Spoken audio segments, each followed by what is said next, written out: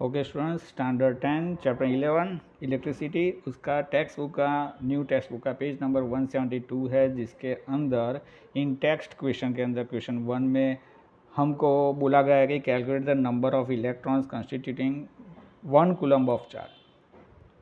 तो यहाँ पे ये समझने के लिए इसमें बहुत सारे स्टूडेंट्स को बहुत सारी प्रॉब्लम और कन्फ्यूज़न होती है। तो 1.6 इंटू 10⁻⁻19 कूलम क्या है और 6.25 इंटू 10⁻18 नंबर ऑफ इलेक्ट्रॉन्स क्या है वो समझते हैं। इसमें ये जो क्वेश्चन है उसका आंसर मैंने पहले से यहाँ पे लिखा हुआ है, और लेकिन वो कैसे आता है वो समझना है, राइट। तो उससे वर्ड्स के अंदर एक्सप्लेन करना बहुत ही ज़रूरी है।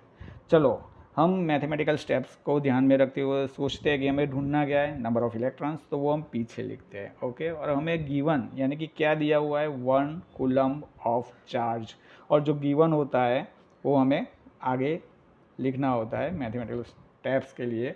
तो उसमें कितने चार्ज के लिए हमें नंबर ऑफ इलेक्ट्रॉन ढूंढने, तो उसके लिए ध्यान से देखिए, ये लाइन में मैंने ये 2 पार्ट बना दिए हैं। जो मैथ्स के स्टेप्स होते हैं उसमें एक लाइन में छोड़ देता हूँ, और उसके बाद यहाँ पे जो हमें ढूंढना होता है उसके लिए मैं यहाँ पे क्वेश्चन मार्क रख देता हूँ।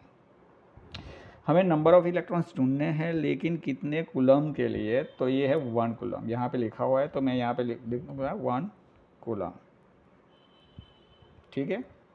अच्छा, हमें हेल्प कौन करेगा, तो already one of the value हमें याद होनी चाहिए कि चार्ज अगर 1.6 इंटू 10⁻19, ठीक है, तो वो जो है वो क्या है, इलेक्ट्रिक चार्ज, यानी कि हाँ, ये इलेक्ट्रिक चार्ज कितने नंबर ऑफ इलेक्ट्रॉन्स के ऊपर होता है, एक इलेक्ट्रॉन के ऊपर होता है, यानी कि एक इलेक्ट्रॉन के ऊपर 1.6 इंटू 10⁻19 कूलम चार्ज रहता है। ठीक है। तो अब आपको पता है यहाँ पे जो भी आएगा वो यहाँ पे सीक्वेंस में कॉलम बनाएगा, कूलम के नीचे ही कूलम रखना है, और यहाँ पे इलेक्ट्रॉन, नंबर ऑफ इलेक्ट्रॉन्स के नीचे ही नंबर ऑफ इलेक्ट्रॉन्स ढूंढने होते हैं। ठीक है। तो नंबर ऑफ इलेक्ट्रॉन यहाँ पे 1 है। अभी सिंपली जो मैथमेटिक्स में हम करते हैं 1 मल्टीप्लाई क्या करेंगे, 1, राइट। और डिवीज़न में ये जो पूरा नंबर है वो रखना होता है 1.6 इंटू 10⁻⁻19। ओके। अभी इसका कैलकुलेशन कैसे करते हैं, बहुत सारे स्टूडेंट्स ऐसे होते हैं जिसका जो बेस होता है डेसिमल का वो थोड़ा वीक होता है, तो वो भी यहाँ पे इजी होने वाला है। देखिए मैं क्या कर रहा हूँ, सबसे पहले 1 अपॉन 1.6 यहाँ पे लिख देता हूँ, और यहाँ पे 1 अपॉन 10⁻19। ठीक है। अभी नेक्स्ट स्टेप क्या होगा, 10 डिवाइड बाई 16 लिख सकते हैं, क्योंकि यहाँ पे जो पॉइंट है वो मैंने रिमूव कर दिया, तो उसके नीचे वाला जो 10 होता है वो रेसिप्रोकल होकर ऊपर आ जाता है। अब मल्टीप्लाई, यहाँ पे 1 अपॉन मैं लिख रहा हूँ 10⁻⁻1 मल्टीप्लाई 10⁻⁻18। क्यों भाई, क्योंकि हमेशा अगर बेस इक्वल होते हैं, 10 जो बेस है, तो पावर्स का हमेशा एडिशन होता है, तो -19 को हम ऐसे भी अलग करके लिख सकते हैं। अभी इसकी ज़रूरत क्या है वो समझते हैं। तो यहाँ पे मैंने 10 रखा हुआ है, 16 एज इट इज़, और यहाँ पे 10⁻⁻1 अगर मैं ऊपर ला दूँ तो वो पावर की साइन पॉजिटिव हो जाती है, वो हमें मालूम है, और यहाँ पे 10⁻18 एज इट इज़, क्लियर। उसके बाद मैं क्या कर रहा हूँ, ये 10 और ये 10⁻1 दोनों मल्टीप्लिकेशन में है। ठीक है। तो 10 का क्या होगा, 100, तो ऐसे 100/16 में लिख देता हूँ, और यहाँ पे कुछ नहीं है तो 1, और यहाँ पे 10⁻18 as it is. Okay.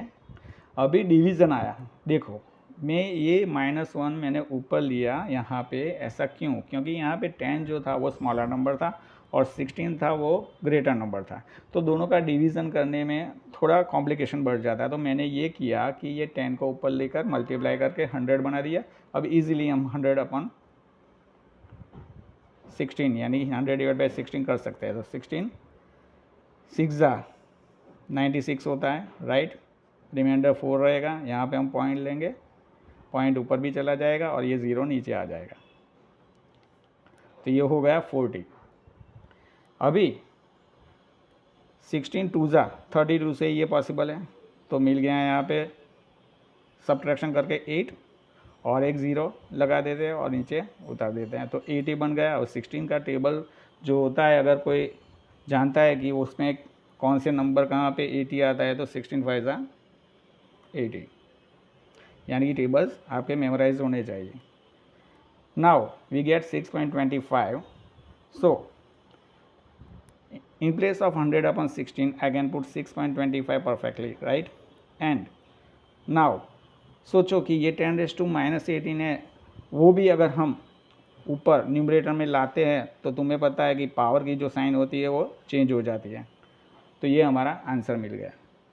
Text book में इनिशियली फर्स्ट पेज पे ऐसा लिखा हुआ है कि जो यहाँ पे 1 कूलम्ब ऑफ चार्ज के अंदर नंबर ऑफ इलेक्ट्रॉन्स कितने होते हैं, तो उसमें लिखा हुआ है 6 × 10⁻18, और यहाँ पे जो आंसर आया है वो 6.25 × 10⁻18। तो यहाँ पे आपको कंफ्यूज होने की कोई ज़रूरत नहीं है।